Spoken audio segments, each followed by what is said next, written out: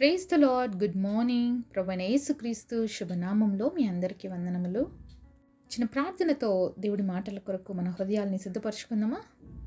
పరిశుద్ధుడైన మా తండ్రి, నీ ఘనమైన శ్రేష్టమైన నామాన్ని బట్టి వందనాలు చెల్లిస్తూ ఉన్నాం ప్రవ్వా. మరొక దినాన్ని మా జీవితంలో ఇచ్చినందుకు తండ్రి మీకు స్తోత్రాలు ప్రవ్వా. దినమంతటి కొరకు మమ్మల్ని సిద్ధపరచండి, మా ఆత్మీయ జీవితాలని బలపరచండి, మీ విలువైన స్వరాన్ని మాకు వినిపింప చేయమని, మమ్మల్ని దర్శించమని ఈ నామంలో ప్రార్థిస్తున్నాము తండ్రి. ఆమేన్. ఈరోజు దేవుని వాగ్దానము ఫిలిప్పీలకు రాసిన పత్రిక 4వ అధ్యాయము 6వ వచనం. దేనిని గురించి చింతపడకుడి. Philippians chapter 4:6. Be careful for nothing. దేవుడిచ్చినటువంటి అద్భుతమైన వాగ్దానం మనందరి జీవితంలో నెరవేర్చబడును గాక. ఆమేన్. ఎంతమంది ఏ విషయాల గురించి ఈరోజు చింతిస్తున్నారండి?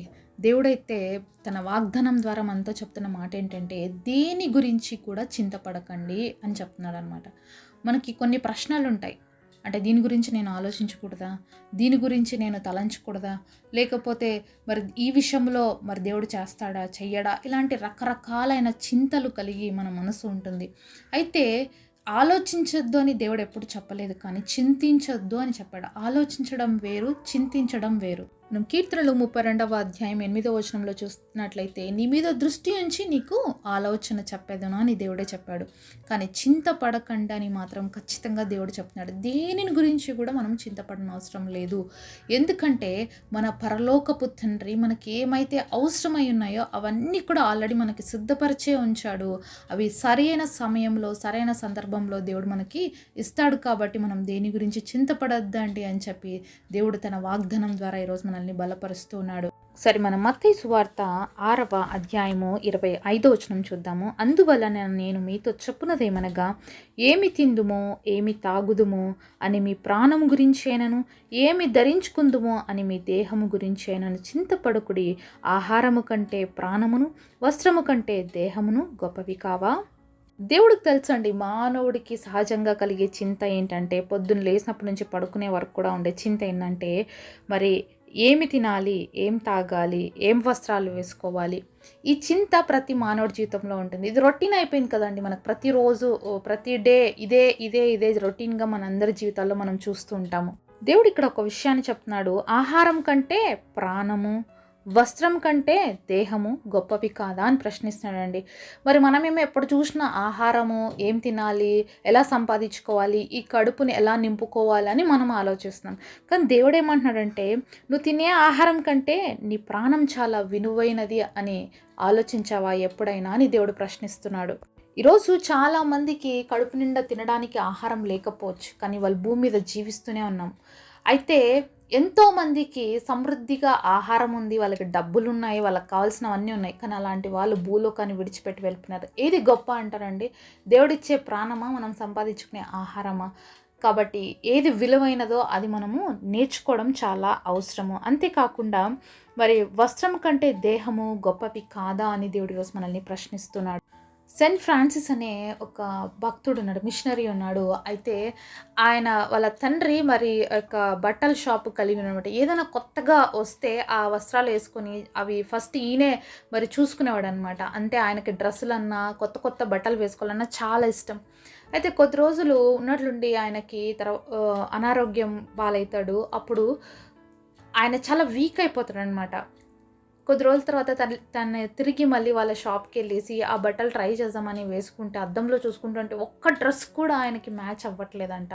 అసలు ఎట్లా ఉందంటే, ఒక స్కెలిటన్కి ఒక డ్రెస్ వేస్తే ఎలా ఉంటుందో అలా కనిపిస్తుందంట. అప్పుడు చాలా బాధపడిపోయినట్టంట. ఆ రోజు అతను తెలుసుకున్న సత్యం ఏంటంటే, నాకు ఎంత మంచి వస్త్రాలున్నా, నా దగ్గర ఎంత ఖరీదైన మరి వస్త్రాలు నేను వేసుకోగలిగినా, నా దేహమునకు ఆరోగ్యం లేకపోతే, నా దేహము సరిగ్గా లేకపోతే నేనేమి చేయలేను. అది అర్థమైంది. అది ఎవరిస్తారు ఆరోగ్యం అనేది అంటే దేవుడిస్తాడు అని తెలుసుకున్నాడు అనమాట.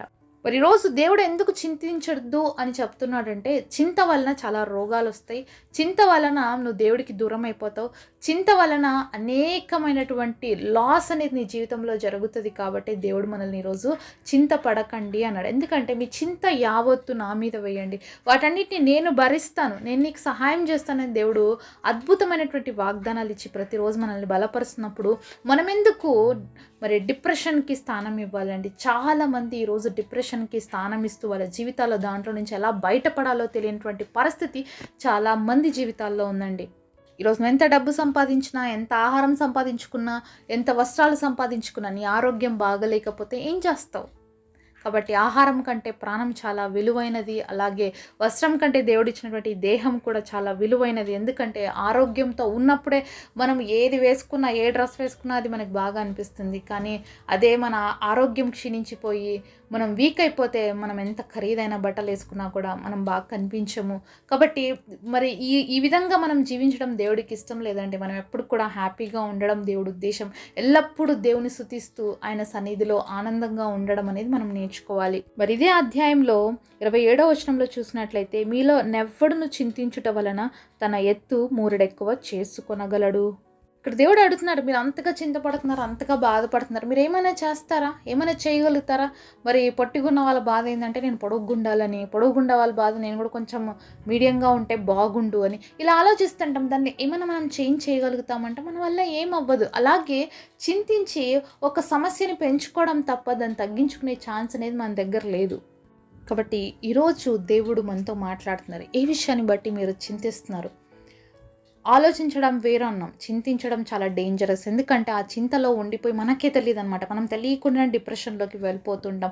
తెలియకుండానే మన జీవితంలో ఒక నష్టాన్ని మనం కలుగు చేసుకుంటూ ఉంటాం. నీకు చింతగా ఉందా? నీకు బాధగా ఉందా? నీ జీవితంలో కన్నీరు ఉందా? నీ జీవితంలో సమస్యలు ఉన్నాయా? ఎక్కడ పోయినా నీ సమస్యకి సొల్యూషన్ దొరకలేదా? లేకపోతే ఎక్కడి నుంచి నీకు ఆదరణ కలగట్లేదా? అయితే నీ గొప్ప దేవుడు ఉన్నాడండి.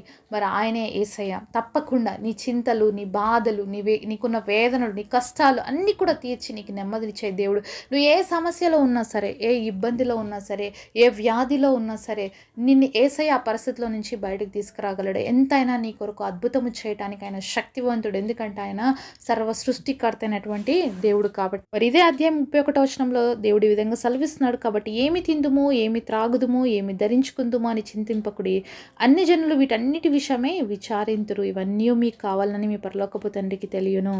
కాబట్టి ఎప్పుడు చూసినా ఐహిక విచారం అంటే కేవలం తినడం, తాగడము, మరి ధరించుకోవడము, ఇవన్నిటి గురించి ఆలోచించుకుంటూ ఇవి నాకు ఉంటాయా లేదా, ఈరోజు నేను ఆస్తి సంపాదిస్తే రేపు పొద్దున ఉంటుందా లేదా, లేకపోతే నేను ఇంత డబ్బు సంపాదించాలి, అంత డబ్బు సంపాదించాలి, అంత బంగారు కొనాలి, ఇవి కొనాలి, ఇంట్లో అవి కొనాలి, లేకపోతే నాకు అన్నీ కావాలి, నేను పెద్ద పెద్ద బంగ్లాలు, ఇవన్నిటి గురించి నువ్వు చింతిస్తూనే ఉన్నావా? కాబట్టి దయచేసి మరి దేవుడు ఏం చెప్తున్నంటే, నీకేం కావాలో అవన్నీ దేవుడికి ఆల్రెడీ తెలుసు. నువ్వెందుకు అన్ని జనుల్లాగా చింతపడుతున్నావు అంటే, యేసయ్యని ఎరగని వాళ్ళు, అలాగే దేవుడు యొక్క గొప్పతనం తెలియని వాళ్ళు, పాపం వాళ్ళకి ఏ విధంగా వాళ్ళ సమస్యల నుంచి బయటపడాలో తెలియదు. కానీ నీకు అన్నీ తెలుసు కదా, యేసయ్య నీతో ఉన్నాడు, నేను విడిపించడానికి శక్తివంతుడని. అలాంటప్పుడు నువ్వెందుకు చింతిస్తున్నావు అని దేవుడు ప్రశ్నిస్తున్నాడు ఈరోజు. యేసయ్య పైన ఎవరికైతే నమ్మకం ఉంటుందో, యేసయ్య పైన ఎవరైతే విశ్వాసం ఉంచుతారో తప్పకుండా వారి జీవితాల నుంచి దేవుడు వాళ్ళని విడిపిస్తాడు, వాళ్ళకున్న చింతలన్నింటినీ కూడా తీరుస్తాడు. కాబట్టి ఈరోజు నుంచి దయచేసి మరి తినడం, తాగడం, ధరించుకోవడమే కాదు, ఇంకా ఎన్నో విచారాలు, ఎన్నో చింతలు మనందరి జీవితంలో ఉంటున్నాయి. వాటన్నిటి నుంచి కూడా దేవుడు విడిపించడానికి శక్తివంతుడు.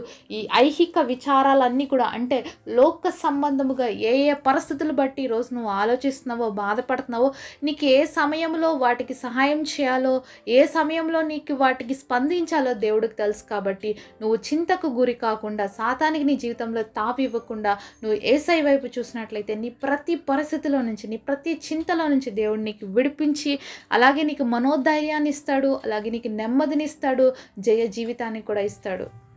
కాబట్టి ఈరోజు ఎవరైనా చింతించేవారుగా ఉంటే దయచేసి ఆ పరిస్థితుల నుంచి బయటికి రండి. డిప్రెషన్కి స్థానం ఇవ్వకండి, దేవుడి దగ్గరికి వెళ్ళండి.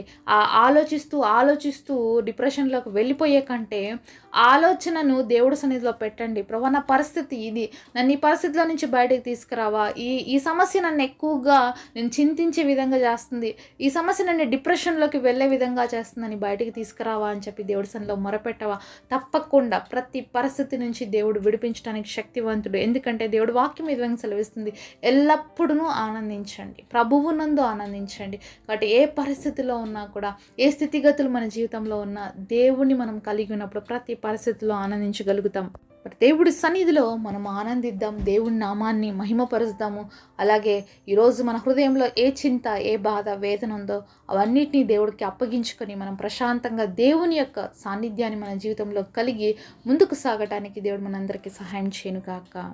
పరిశుద్ధుడైన తండ్రి, మీరు మాతో మాట్లాడిన ప్రతి మాట కొరకు వందనాలు చెల్లిస్తున్నాం తండ్రి. మీరు చింతించకండి అని చెప్పారు ప్రభువా.